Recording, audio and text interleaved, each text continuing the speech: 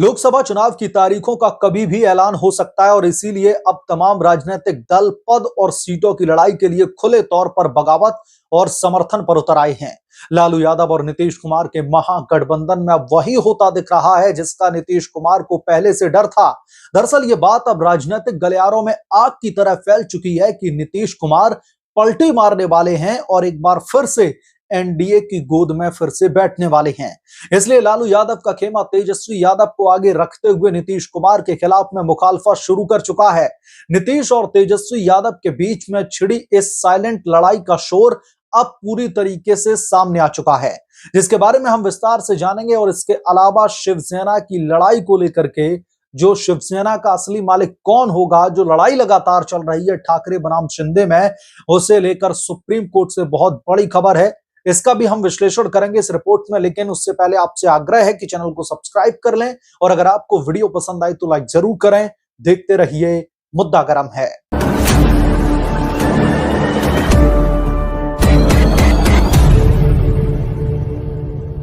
Supreme court से आ रहे बड़े अपडेट के बारे में हम विस्तार से जानेंगे, लेकिन पहले बात कर लेते हैं नीतीश कुमार और लालू यादव के बीच में चल रहे राजनीतिक घमासान की।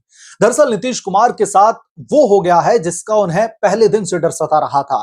बिहार में सियासी सरगर्मी तेज है, इसकी वजह है सीएम नीतीश कुमार। अटकलें लग रही हैं कि एक बार फिर से वो एनडीए में जा सकते हैं। इस चर्चा के बीच आज सीएम नीतीश कुमार और डिप्टी सीएम तेजस्वी यादव के बीच में वो राजनीतिक खाई देखने के लिए मिली जिसे लगातार दोनों ही खेमों की तरफ से ढका हुआ था। इससे भी हैरानी वाली बात तो यह है कि जब नीतीश कुमार राजनीतिक मंच पर खड़े होकर के भाषण दे रहे थे, उस समय तेजस्वी यादव जिंदाबाद के नारे लग रहे थे। दरअसल समस्तीपुर में श्री राम जानकी मेडिकल कॉलेज का उद्घाटन समारोह था। इसमें सीएम नीतीश कुमार और डिप्टी सीएम तेजस्वी यादव पहुंचे थे। प्रोटोकॉल के हिसाब से उप मुख्यमंत्री को पहले भाषण के लिए आना था, मगर सीएम नीतीश कुमार का भाषण पहले करवाया गया। इसके बाद में तेजस्वी यादव ने लोगों को संबोधित किया। सीएम के भाषण के समय, यानी कि तेजस्वी यादव भाषण दें उससे पहले नीतीश कुमार ने जब भाषण दिया तो उस दौरान जनता के बीच में तेजस्वी यादव जिंदाबाद के नारे लगते दिखाई दिए। सीएम नीतीश कुमार जब शिलापट का फीता खींचने पहुंचे तो तेजस्वी यादव दूर दूर दिखाई दिए। नीतीश के बगल में मंत्री विजय कुमार चौधरी खड़े रहे। ये देख करके कि तेजस्वी यादव धीरे से आगे बढ़े और एक कोने में खड़े हो गए। फिर मंच पर मौजूद लोगों का अभिवादन करने खुद नीतीश कुमार पहुंचे। इस समय भी तेजस्वी यादव नदारद दिखाई दिए, देर में आए वो। फिर बिहार सरकार के मंत्री विजय कुमार चौधरी ने मंच से कहा कि समय का अभाव है, इसलिए 2 मिनट मुख्यमंत्री नीतीश कुमार आपको संबोधित करेंगे। यहां पर भी तेजस्वी यादव को बोलने नहीं दिया गया। तेजस्वी यादव को साइडलाइन करने की कोशिश की। नीतीश ने लगभग 1 मिनट तक भाषण दिया और इस बीच कार्यकर्ता तेजस्वी यादव जिंदाबाद के नारे लगाते रहे, यानी कि नीतीश कुमार के खिलाफ में साफ तौर पर मुखालफत। यह देख करके नीतीश कुमार ने तेजस्वी यादव को मंच से बोलने के लिए कहा। फिर तेजस्वी यादव ने भाषण दिया। बगल में सीएम नीतीश कुमार खड़े रहे। कुल मिलाकर के देखा जाए तो इस कार्यक्रम के दौरान सीएम नीतीश कुमार और उप मुख्यमंत्री तेजस्वी यादव के बीच दूरियां साफ तौर पर देखने के लिए मिली। इसके पीछे की एक वजह यह भी बताई जा रही है कि नीतीश कुमार पलटी मारने की फिराक में हैं। एनडीए से हाथ मिलाने की सारी औपचारिकताएं हो चुकी हैं। नीतीश कुमार की तरफ से बस ऐलान करना बाकी है ऑफिशियल तौर पर कि वो अब बिहार की जो असेंबली है उसको भंग करने वाले हैं। लिहाजा तेजस्वी खेमा इससे काफी नाराज बताया जा रहा है, क्योंकि लालू प्रसाद यादव अब नीतीश कुमार के सामने ये जिद लेकर के भी बैठे हुए हैं कि अब उनके बेटे तेजस्वी यादव को सीएम की कुर्सी सौंपी जाए। तो कुल मिलाकर के बिहार में अब बवाल मचा हुआ है। अब रुक कर लेते हैं सुप्रीम कोर्ट से आ रहे बड़े अपडेट का। सुप्रीम कोर्ट ने दरअसल महाराष्ट्र विधानसभा के स्पीकर राहुल नार्वेकर के फैसले के खिलाफ में शिवसेना लीडर सुनील प्रभु की पिटीशन पर अब सुनवाई के लिए अग्री हो गया है। इस पिटीशन में कहा गया है कि सीएम एकनाथ शिंदे की अगुवाई वाला गुट ही असली शिवसेना है। सर्वोच्च न्यायालय की वेबसाइट पर प्रकाशित लिस्ट के मुताबिक chief justice of India DY Chandrachud, justice JB Pardiwala और जस्टिस मनोज मिश्रा की बेंच 22 जनवरी को इस मामले की सुनवाई करेगी।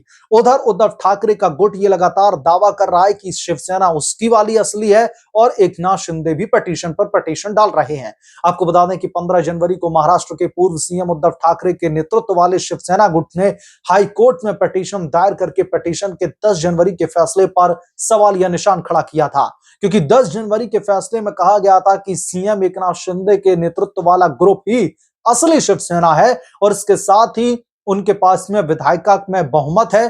पिटीशन में सीएम शिंदे और उनके खेमे के दूसरे विधायकों के खिलाफ दायर डिस्क्वालिफिकेशन पिटीशन को सिरे से खारिज करने की भी चुनौती दी गई है। इस बीच बॉम्बे हाईकोर्ट ने बीते बुधवार को सत्तारूढ़ पार्टी शिवसेना के मुख्य सचेतक भरत गोगावले द्वारा ठाकरे गुट के विधायकों को अयोग्य ठहराने की मांग वाली पिटीशन पर जो 14 शिवसेना यूपीडी विधायक और दूसरे को नोटिस जारी किया। वहीं जस्टिस जीएस कुलकर्णी और जस्टिस एफपी पूनीवाला ने की बेंच ने मामले को 8 फरवरी को आगे की सुनवाई के लिए पोस्ट किया है। 10 जनवरी के फैसले में स्पीकर नार्वेकर ने दोनों पक्षों की याचिकाएं खारिज करके ठाकरे के विधायकों को डिस्क्वालिफिकेशन होने से बचा लिया था और उद्धव ठाकरे के गुट ने इसके खिलाफ में भी जो राहुल नार्वेकर की तरफ से बड़ा फैसला आया है, जिसमें असली मालिक एकनाथ शिंदे के गुट को ही बताया है। इसके खिलाफ में उद्धव ठाकरे के खेमे ने सुप्रीम कोर्ट में एक याचिका दायर की है, इनके खिलाफ में एक पिटीशन दायर की है, जिस पर सुप्रीम कोर्ट अब सुनवाई करेगा और इस पूरे के पूरे प्रकरण को लेकर के कल सुप्रीम कोर्ट बड़ा फैसला सुना सकता है, जिसकी वजह से महाराष्ट्र में एकनाथ शिंदे और उद्धव ठाकरे के खेमे में हड़कंप मचा हुआ है और इस पूरे के पूरे प्रकरण पर शरद पवार की भी नजर टिकी हुई है, क्योंकि उद्धव ठाकरे जैसा हाल ही शरद पवार का भी हो चला है, क्योंकि उनके भतीजे अजीत पवार भी उनके खिलाफ में बगावत कर चुके हैं। अब शरद पवार और उनकी बेटी सुप्रिया सुले बनाम जो उनके भतीजे हैं, उनके खिलाफ में राजनीतिक लड़ाई शुरू हो चुकी है, क्योंकि राष्ट्रवादी कांग्रेस पार्टी पर भी असली हक किसका है, कौन उसका मालिक है, इसकी जो राजनीतिक लड़ाई है वो भी काफी समय से शुरू हो चुकी है। तो जाहिर तौर पर शरद पवार भी फूंक फूंक करके कदम रख रहे होंगे।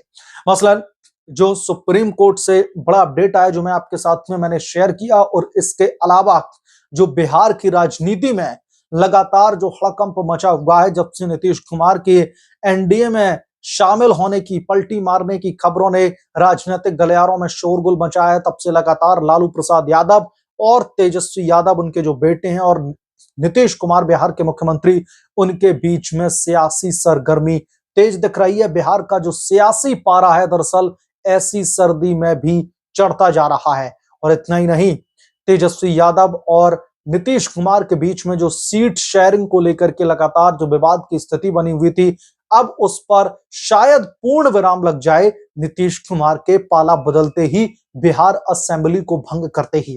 बहरहाल इस प्रकरण को लेकर के आपकी क्या राय है, हमें कमेंट करके जरूर बताएं। जल्द मिलूंगा किसी दूसरे बड़े अपडेट के साथ में, तब तक के लिए धन्यवाद। अगर आप लोग चैनल पर नए हैं तो प्लीज चैनल को सब्सक्राइब कर लें, साइड बने बेल आइकन को भी प्रेस कर लें, ताकि जैसे ही मैं कोई नया अपडेट लेकर के आऊं तो इसकी जानकारी सबसे पहले आपको मिले।